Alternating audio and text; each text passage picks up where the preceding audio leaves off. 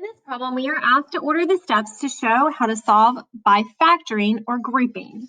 When we are going to solve by factoring, we first need to get the equation set equal to 0. So our first step is to subtract the 9x from both sides of the equation. And that leaves 8x squared minus 9x minus 14 is equal to 0. Now we only have 3 terms, so we need to expand that to create 4 terms. We'll do this by finding 2 values to replace this middle negative 9x for that bx term.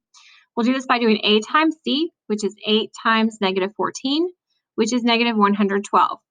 Our factors of 112 are 1 and 112, 2 and 56, 4 and 28, 7 and 16, and 8 and 14.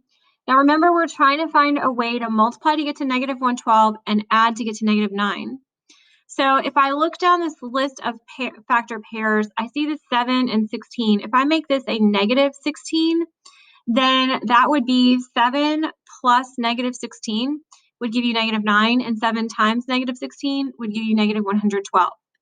So we're going to expand this 3 terms into 4.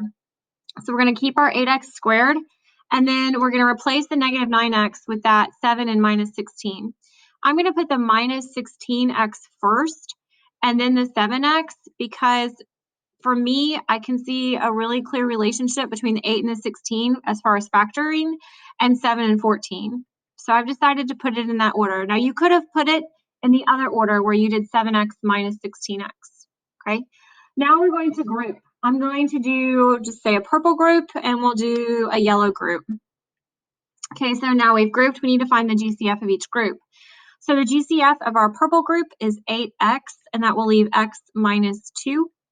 The GCF of our yellow group is going to be a plus 7, and we decided on a plus sign because that was the sign of the first term in that group, and that will leave x minus 2.